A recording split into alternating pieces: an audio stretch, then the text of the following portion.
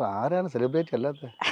ഞാൻ ചോദിക്കട്ടെ, എല്ലാവരും അല്ലേ വീട്ടിൽ ഒരു 5 പേരുണ്ടെങ്കിൽ 2 പേരെ സെലിബ്രിറ്റി. കാരണം അവർ മൊബൈൽ എടുത്ത് വയ്ക്കുന്നു, അവർ ഡീൽസ് ചെയ്യുന്നു. പണ്ട് മൊബൈലിൽ ടി വിയിൽ കാണാൻ കഴിയാത്ത സംഭവങ്ങൾ സ്വയം ക്രിയേറ്റ് ചെയ്ത് അവർ സ്റ്റാർ ആകുന്നു. പണ്ട് ആരെങ്കിലും എന്നെക്കാൾ ഉദ്ഘാടനം ഒരാൾ പൈസ വാങ്ങലുണ്ട് ഇതിൽ റീൽസ് ചെയ്തിട്ട് ഒരാൾ. തീർച്ചയായിട്ടും ഈ സോഷ്യൽ മീഡിയ എന്നെക്കാൾ മീൻസ് എന്ന് പറഞ്ഞാൽ ഞാൻ ഇത്രയും വർഷം നിന്ന് അതിനേക്കാൾ പോപ്പുലാരിറ്റി ഉള്ള ഇൻസ്റ്റാഗ്രാമിലൊക്കെ ഉള്ള നമുക്ക് പണ്ടത്തെ കാലത്ത് എങ്ങനെയാന്ന് വെച്ചാൽ നമുക്ക് കഴിവുണ്ടായിട്ട് കാര്യമില്ല, വേറെ ആരെങ്കിലും ഒക്കെ കനിഞ്ഞാൽ മാത്രമേ നമുക്കൊരു അവസരം കിട്ടുള്ളൂ, അല്ലെങ്കിൽ നമുക്ക് എന്തെങ്കിലും ആവാൻ പറ്റും. ഇപ്പൊ കയ്യിൽ ടാലന്റ് ഉണ്ടോ അവർക്ക് തന്നെ അത് മാർക്കറ്റ് ചെയ്യാൻ.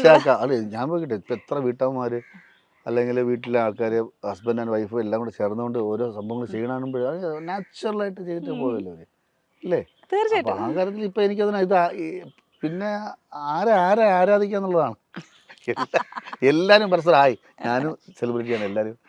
അതിൻ്റെ പുതുമ അങ്ങ് പോയി. ഈ പണ്ട് പറയില്ല ഇരുട്ടത്ത് മറ്റേ എന്തോന്ന് വെട്ടത്ത് ഷൂട്ട് ചെയ്ത് ഇരുട്ടത്ത് കാണിക്കുന്ന സംഭവമാണ്, പിന്നെ പുറത്ത് കാണിക്കില്ല, എവിടെയെങ്കിലും ഒരു ഷെഡിനകത്ത് അതിനെ പറ്റിയുള്ള ഒരു കാര്യം ആ കൗതുകം. ഇപ്പൊ എനിക്ക് തോന്നുന്നു ആ കൗതുകം ഒരു സ്റ്റാർഡം എന്നുള്ളത് കൗതുകം തോന്നണമെങ്കിൽ ഭയങ്കര ഭാഗ്യമാണ് അല്ലേ? അത് ശരിയാ. ഇപ്പോഴും കൗതുകം ഒരാൾക്ക് കാണണമെന്നുണ്ടെങ്കിൽ ഭയങ്കര ഭാഗ്യം. തീർച്ചയായിട്ടും ഈ ഒരു സ്റ്റാർഡം എന്ന് പറയുന്നത് ഒരു ഭയങ്കര സംഭവം തന്നെയാണ്. കാരണം ഇപ്പോൾ എല്ലാവർക്കും ഈ പറഞ്ഞ സെലിബ്രിറ്റീസ് ഒരുപാടുണ്ട്, പക്ഷെ അതിനിടയിലും നല്ലൊരു നടൻ എന്നല്ലെങ്കിൽ നല്ലൊരു ആർട്ടിസ്റ്റ് എന്നുള്ള രീതിയിൽ ആ ഒരു അവനവൻ്റെ ഒരു പൊസിഷൻ മെയിൻറ്റെയിൻ ചെയ്യാന്ന് പറയുന്നത് വലിയ പാടാണ്.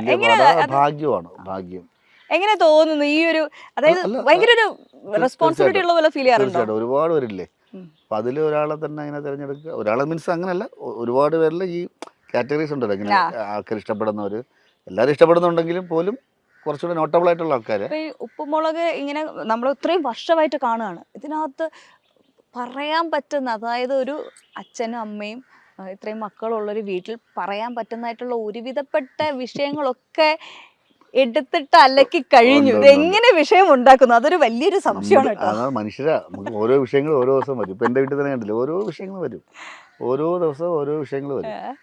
അത് നമുക്ക് അതിന് വിഷയ ദാരിദ്ര്യം ഇല്ല, വരും. ഇപ്പം പുതിയ പുതിയ ആർട്ടിസ്റ്റുകളൊക്കെ വരുന്ന സമയത്ത് ഒത്തിരി പുതിയ ആൾക്കാർ ഒരുപാട് പേരുണ്ട്. അപ്പം അതിനനുസരിച്ച് തന്നെ നമ്മുടെ പ്രേക്ഷകർക്ക് ഈ കുടുംബത്തിലേക്ക് വേറെ ആൾക്കാർ വരുന്നതിനോട് ഭയങ്കര പ്രശ്നമാണ്. അത് എങ്ങനെ മാനേജ് ചെയ്യണം? വന്നാൽ അതനുസരിച്ച് നിന്നോണം. ഓവർഡു ചെയ്ത് കഴിഞ്ഞാൽ അപ്പം വിളിച്ചിട്ട് വിളിക്കും. കാരണം സിറ്റ്കോമില് നിങ്ങൾ ചെയ്തു വെച്ചിരിക്കുന്ന ഒരു സിസ്റ്റം നമ്മുടെ സാധാരണ സീരീസ് ഒന്നും ഡിഫറെന്റ് ആണ്. അപ്പം ബാക്കി ആർട്ടിസ്റ്റുകൾ വരുന്ന സമയത്ത് ഈ ഒരു ട്രാക്കിലേക്ക് എത്തിപ്പെടുക അക്സെപ്റ്റ് ചെയ്യില്ല. എത്ര വലിയ ആർട്ടിസ്റ്റ് ആയിക്കോട്ടെ, അവരവിടെ എത്ര സ്റ്റാർ ആയിരുന്നാലും ഇവിടെ വന്നു കഴിഞ്ഞാൽ വലിയ പാടാ. അത് എങ്ങനെയാണ് നിങ്ങൾ ഇവിടെ വരുന്ന ആൾക്കാർക്ക് പറഞ്ഞു കൊടുക്കാറുണ്ട്? പറഞ്ഞു കൊടുക്കും. അവർ തന്നെ പറയും ഇങ്ങനെ കുറച്ച് പാടാനല്ലേ, നമ്മുടെ ഇങ്ങനെ ചെയ്യാനുണ്ട്. കുറച്ച് കഴിയുമ്പോൾ ആ അളവിൽ തന്നെ പോകും. നമുക്കറിയാമല്ലോ, പെട്ടെന്നങ്ങ് സിങ്ക് ആവില്ലെങ്കിലും കുറച്ച് കഴിയുമ്പോൾ അങ്ങ് പോകും. ഇപ്പം ഒരു എന്താ പറയുക, സീസൺ 1 നിന്നും സീസൺ 2 വന്നപ്പോൾ ഭയങ്കര മാറ്റങ്ങൾ ഉണ്ടാക്കുന്നു. കുട്ടികളുടെ മാറ്റം തന്നെ ഒരുപാട് കഥകൾ മാറി. എങ്ങനെയാണ് ആ ഒരു മാറ്റം ബാലൻസ് ചെയ്ത് കൊണ്ടുപോകുന്നത്? അതായത് പ്രേക്ഷകനെ ഇഷ്ടപ്പെടുന്ന രീതിയിൽ എത്തിക്കണമല്ലോ അത്. അല്ല, ഇപ്പം ഞാൻ പറയും ഈ മാറ്റം ഒന്നാമത്തെ കാര്യം, ഈ ഇപ്പം കേശുവിനെ വെച്ച് കുട്ടികളെ കളിക്കാൻ പറ്റില്ല, ശിവാനി കുട്ടികളെ കളിക്കാൻ പറ്റില്ല, പിന്നെ പാറക്കുട്ടി. അപ്പം ഇപ്പോഴത്തെ നില അനുസരിച്ച് എന്തൊക്കെ ഒരു ഇപ്പം കേശുവിൻ്റെ യുവാവാണല്ലോ, യുവാവിനുണ്ടാകുന്ന പ്രശ്നങ്ങളാണ് ഇപ്പോൾ അവന് ലൈനായി, വേറെ ലൈനായി, ഞാൻ കുറച്ചുകൂടെ കിളവനായി എന്നാണ് പറയുന്നത് ഇപ്പോൾ അവര്. മര്യാദയ്ക്ക് കിളവനായില്ല, മര്യാദയ്ക്ക് വീട്ടിൽ അടങ്ങി നോക്കി കിടന്നുകൂടെ, വീടിൻ്റെ പുറത്ത് എന്നാണ് ഭാര്യയും മക്കളൊക്കെ പറയുന്നത് തന്നെ. അപ്പോൾ അത് അങ്ങനെ, അപ്പോൾ ആ ലെവലുള്ള കഥകളായി. പിന്നെ അതിൽ തന്നെ രസിക്കാനുണ്ടല്ലോ, രസം എല്ലാ ഏജിലുണ്ടല്ലോ. അപ്പോൾ ആ ഏജ് അതിനനുസരിച്ചിട്ടുള്ള ഒരു മാറ്റവും നമ്മുടെ പ്രേക്ഷകർ അതനുസരിച്ച്, കാരണം കാലത്തിനനുസരിച്ച് മാറ്റം നമ്മളിൽ ഉണ്ടാവുന്ന പോലെ കഥയിലും. ഇപ്പോഴത്തെ പറഞ്ഞാൽ അത് ഞാൻ പറയാനുള്ള വിഷയമാണ്. ഇപ്പോൾ ഒരു വാക്ക് നമുക്ക് പറയാൻ പറ്റുന്നില്ല. നമ്മൾ പറയുന്നത് കഥയ്ക്ക് വേണ്ടിയാണ്, അല്ലാതെ ഒന്നുമല്ല. ഇപ്പം ഞാൻ നീരുവിൻ്റെ അടുത്ത് നിന്നെ അടിച്ച് റെഡി പറയാൻ പാടില്ല, പൊളിറ്റിക്കൽ കറക്റ്റ്നെസ്. എന്നെ ഇടിക്കാൻ അങ്ങനെ ചെറുത്തി സ്ത്രീകൾക്കെതിരെ വാക്ക് പറയാം. ഞാൻ പറയും എന്തോന്ന് വയസ്സായെന്ന് പറയാൻ പാടില്ല. കഴിഞ്ഞാൽ പറഞ്ഞു എന്നെ കണ്ടു കഴിഞ്ഞാൽ ഗോതമ്പ് മാവ് ചുരുട്ടി എങ്ങനെ ചുവലെറിയുമ്പോൾ എങ്ങനെ ഇരിക്കും, അതുപോലെയാണ് ഞാൻ ഇരിക്കുന്നത്. മനസ്സിലായില്ലേ? അപ്പം ഗോതമ്പ് മാവി മൈദയോ ഗോതമ്പ് ഉരുട്ടി നല്ല ശക്തി ചെവിലെറിഞ്ഞാൽ എങ്ങനെ ഇരിക്കും, അതാണ് ഞാൻ എന്ന് പറയാൻ പറ്റും. നടന്നു പറഞ്ഞ കണ്ട കുട്ടിയാനാണോ, ഉരുണ്ട് വരെ കുളക്കട്ടയാണോ, എന്താണെന്നുള്ള ഈ അങ്ങനെയൊക്കെ പറയാം. പക്ഷെ അങ്ങനെ പറയണം, പറഞ്ഞാലും നമുക്ക് ഓടുള്ളൂ സംഭവം. അങ്ങനെ പറയാം. പക്ഷെ തിരിച്ച് പിന്നെ കെട്ടിച്ചയച്ചു എന്ന് പറയാൻ പറ്റും. നമ്മൾ പറഞ്ഞു നിന്നെ കെട്ടിച്ചയച്ചില്ലേ, കെട്ടിച്ചെന്ന് പറയാൻ പാടില്ല. അതെനിക്കറിയില്ല എന്താണെന്ന്. പക്ഷെ പറയാം, നമ്മളിപ്പം ലൈഫിൽ അല്ലെങ്കിൽ പറഞ്ഞ ഒരാൾ ഹർട്ട് ചെയ്യാൻ പാടില്ല. ഇതൊരു കലയല്ലേ. അപ്പം അതുപോലും ഒരു തരുന്നില്ല. അതുകൊണ്ട് എന്താ പറയുക, ഒന്നും നമുക്ക് പറയാൻ പറ്റുന്നില്ല. ആ ഒരു ഫ്രീഡം പോയി കഴിയുമ്പോൾ നമ്മൾ സാധാരണ വീട്ടിലൊക്കെ സംസാരിക്കുന്ന ആ ഒരു സാധനങ്ങളൊന്നും നിനക്ക് ഞാൻ ഒരുപാട് ആഹാരങ്ങൾ വാങ്ങിച്ചു തന്നു കേട്ടോ. അച്ഛൻ മോളടുത്ത് കണക്ക് പറയുന്നു, അത് പറയാൻ പാടില്ല. പൊളിറ്റിക്കൽ കറക്റ്റ്നെസിന്റെ ഒരു സംഭവം ഉണ്ട്. അതായത് നമ്മൾ വംശീയമായ അധിക്ഷേപം, കളറ്, അല്ലെങ്കിൽ സ്ത്രീകൾക്കെതിരായിട്ടുള്ള എന്താ പറയാ ഉപദ്രവം വരുന്ന രീതിയിലുള്ള സാധനങ്ങൾ പറയില്ല എന്നുള്ള ബേസിക് സാധനങ്ങളൊക്കെ.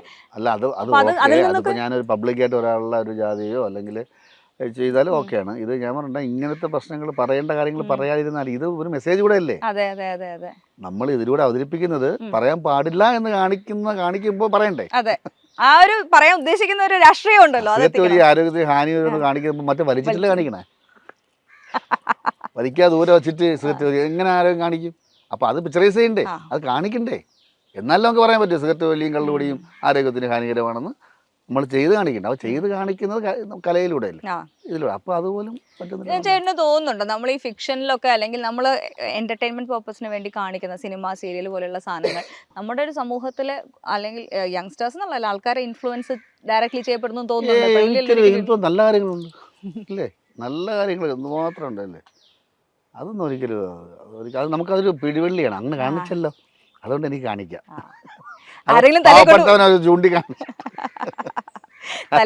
എന്നാ അവൻ ഒരു പടത്തിൽ ഒരു പാവപ്പെട്ട ഒരു ദരിദ്രനായ ഒരു യുവാവ് പഠിച്ച് പാസ്സായി AS എടുത്തു, അവൻ അമ്മയെ നോക്കിയ രക്ഷകനായി മാറി. അതുപോലെ മാറ്, എങ്കിൽ ഞാൻ അതുപോലെ ആവ്.